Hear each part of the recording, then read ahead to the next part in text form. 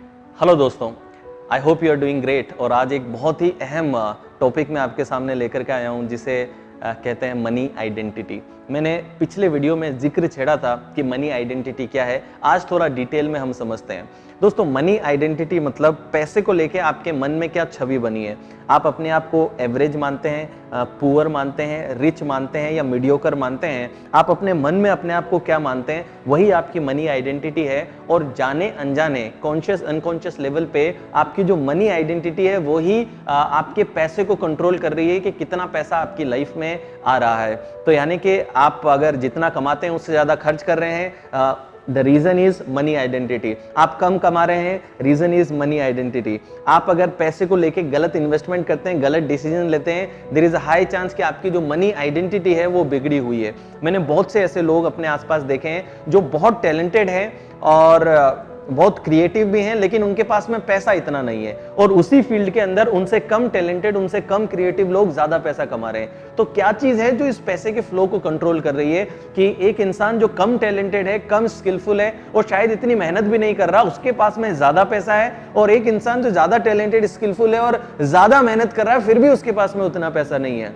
Because of the money identity. दोस्तों, money identity को अगर समझना है तो आप एक थर्मोस्टेट की तरह समझिए कि एक थर्मोस्टेट जो होता है उसमें अगर सपोज मैंने 22 डिग्री टेम्परेचर फिक्स कर दिया, तो अब इस थर्मोस्टेट का काम यह है कि इस रूम में, जिस रूम में वो रखा है, 22 डिग्री टेम्परेचर बना के रखना है।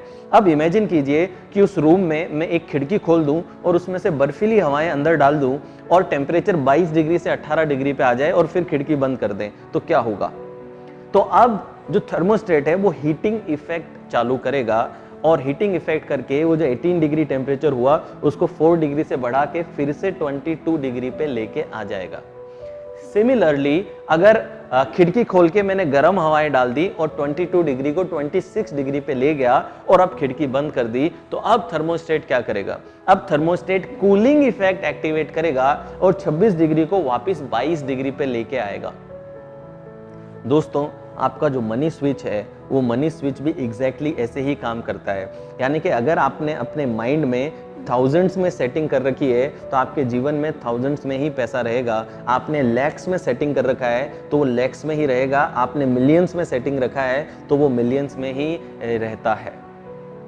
दोस्तों, आपका जो ब्रेन है वो एक रेगुलेटर की तरह काम करता है। सिमिलरली आपका जो मनी स्विच है वो भी एक रेगुलेटर की तरह काम करता है। कैसे, मैं आपको समझाता हूँ कि आपका ब्रेन आपकी हार्ट बीट को रेगुलेट करता है, आपकी ब्रीदिंग रेट को रेगुलेट करता है, आपके ब्लड प्रेशर को रेगुलेट करता है, आपके बॉडी टेम्परेचर को रेगुलेट करता है। तो आपका हार्ट बीट का एक रेंज फिक्स है कि जिस रेंज में आपकी हार्ट बीट रहेगी। आपका ब्रीदिंग रेट भी रेंज फिक्स है जिस रेंज में रहेगा आपका ब्लड प्रेशर और आपका बॉडी टेम्परेचर।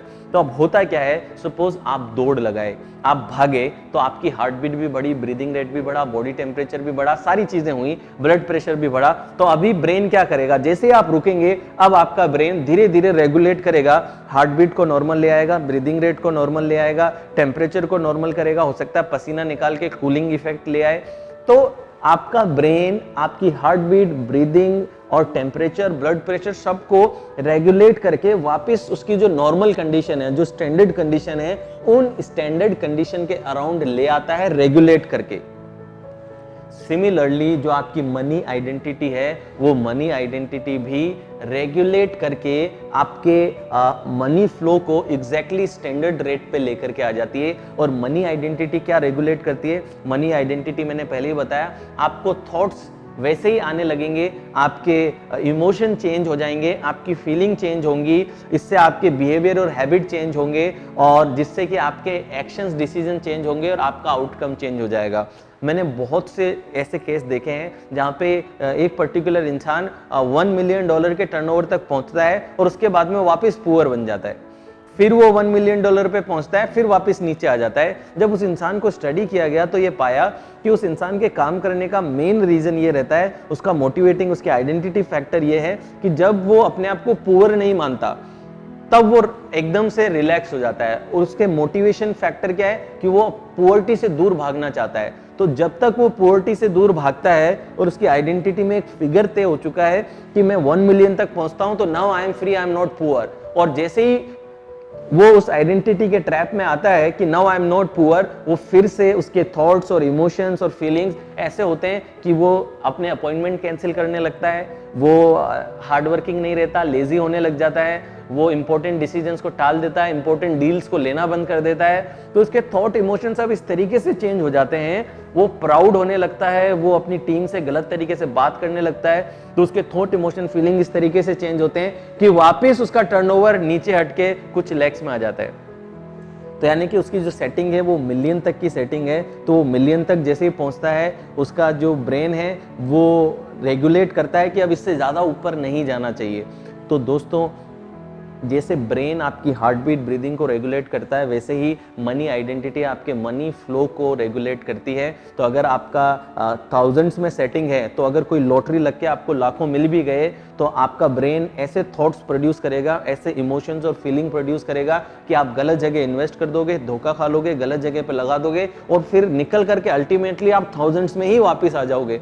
मैंने हजारों ऐसे एग्जाम्पल देखे हैं और कुछ तो ऐसी स्टडीज भी हैं जो मैं आपके साथ में शेयर करता हूं कि जितने भी लोग जो कौन बनेगा करोड़पति और who will be the millionaire जैसे प्रोग्राम से और जिन्होंने कई लॉटरियां जीती, ऐसे लोगों को 5 साल बाद स्टडी किया गया कि 5 साल बाद इन्होंने क्या किया, लॉटरी लगने के बाद, करोड़ों मिलने के बाद 5 साल बाद वो क्या कर रहे हैं। तो ज्यादातर केसेस में ये हुआ कि ज्यादातर लोग अभी भी वही कर रहे हैं जो करोड़पति बनने से पहले कर रहे थे और वहीं पहुंच चुके हैं लाइफ में जहां पे वो करोड़पति बनने से पहले थे। क्यों? क्योंकि पैसा तो अकाउंट में ट्रांसफर हुआ लेकिन मनी स्विच चेंज नहीं हुआ, मनी आइडेंटिटी चेंज नहीं हुई। दोस्तों, जिस तरीके से ये नेगेटिवली ट्रू है, ये पॉजिटिवली भी ट्रू है। अगर आपका थॉट प्रोसेस बिलियंस में है, आपकी मनी आइडेंटिटी अगर बिलियंस में है या मिलियंस में है, तो कई बार लाइफ में ऐसी चीजें होती हैं जो आप कंट्रोल नहीं कर सकते और हो सकता है आप जीरो पे आ जाएं। लेकिन अगर आपका मनी स्विच अगर मिलियंस में है, तो आप कहीं ना कहीं से फिर से रास्ता निकाल लेंगे और वापस मिलियनेयर बिलियनेयर बन जाएंगे।